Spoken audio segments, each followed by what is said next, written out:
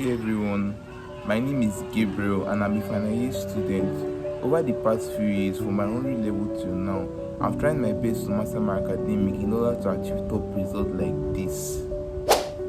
This video, I'm going to be sharing with you every single thing which has helped me in order to become an academic weapon. This video is all about being consistent.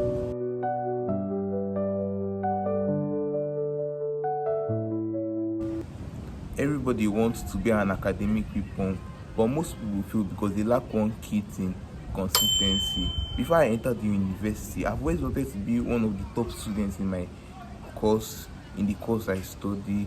When I entered the university, I realized that I was always very active. I was always very consistent in things that will make me to achieve top grade when I was in the classroom. But I realized that when I left the classroom, when I went back to my hall, that I was not consistent with things that would make me to get high grades. I was always distracted until when I was in 200 level, with the tables turned around for me and I started seeing good high results. I started seeing excellent results in my academics. So I'm going to try to break things down to what helps me to be consistent in my academic, what helped me to finally become the academic weapon in which I've always wanted to be. If you wait until you are motivated to study, you've already lost the battle. One of the things which helped me in order to become consistent in my academic, in which I started seeing good results, was that I changed my perspectives. Number one thing to do is that you need to change your perspective of studying. Some people see studying as a punishment. Some people see studying as if they don't study, they are going to fail. Yes, obviously, we all know that if you don't study, you are going to bank that examination. Yes, but you need to change your perspective of how you see studying. See studying as a hobby. See studying as something you actually love to do. Because when you see studying as a hobby that you actually love studying and all of that, even on days when you don't feel like studying, you're already used to it. You don't get, it does not stress you. You just study. You keep studying and and people around you will be like, how is he doing it? How is he doing it? But they don't know the secret that, oh yes, you have already changed your perspective of how you see studying. You are not seeing studying as a punishment of, instead you are seeing studying as an opportunity to learn, and in that process of as an opportunity to learn, you are digesting what you are studying. You are not just consuming what you are studying. One of the things which also helped me in order to become consistent in my academics was that I had to build a study routine. No, I'm not going to lie to you. Ever since I was in secondary school, building a study routine has always been one of the difficult tasks to do. Because imagine you set in your study routine, you set a time that you are going to read from maybe 2 o'clock to 3 p.m. and then you have a 30-minute break, and then you start reading from 3:30 to 4:30. Well, me, I don't always stick to my study routine anytime I set my study routine that way. So I had to devise a new method of setting a study routine. So what worked for me was that, okay, I set my study routine in a way that, okay, on Monday I'm going to read one particular course, and I'm going to read every single thing about one particular course.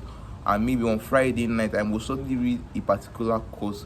I'm going to read every single thing about a particular course. What helped me was that I dedicated a course to a day. So in that process, I did not have to use the time for another course on another course, and it also helped me. I started seeing good results, excellent results at the end of the semester. If you don't track your progress as an academic weapon, you will never really know if you are improving or not. The importance of actually tracking your progress is to motivate you. There was a time I read for 5 hours on a Sunday evening. I was motivated. I had this self-achievement that, okay, if I can read for 5 hours every single day of the week, I will achieve a lot before at the end of the week. So it's either you track it or you lose it. Tracking your progress is also another way of being honest with yourself when studying. Ways in which you can track your progress is like, each topic you cover, you can note it down in your study journals, and you can set weekly goals, and at the end of the week you can review your goals to see if you achieve what you wanted to study. Before I improved in my academic and started seeing good results, I might have to eliminate all distractions and stay on track, which is one of the most difficult challenge you can ever have in order to become an academic weapon. There are different distractions that can come your way. One of the distractions can be your mobile device.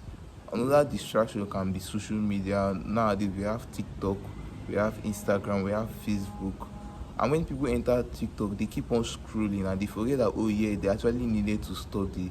Another distraction can be your environment. When you are surrounded with people that don't want you to study, or they don't consider you, and instead of them to reduce their noise, they keep on increasing their noise. That environment obviously is not conducive for you to study.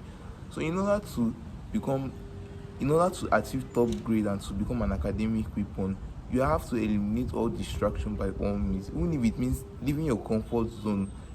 You don't trying your best to look for conducive environment to study. If it's your phone that is distracting you, you can switch off the phone to study. So here you have it. These are the things which help me in order to achieve top results, in order to become an academic weapon, which are: you have to develop a positive mindset towards how you see studying, you have to build a study routine, you have to track your progress while studying, you also have to eliminate distraction by all means possible.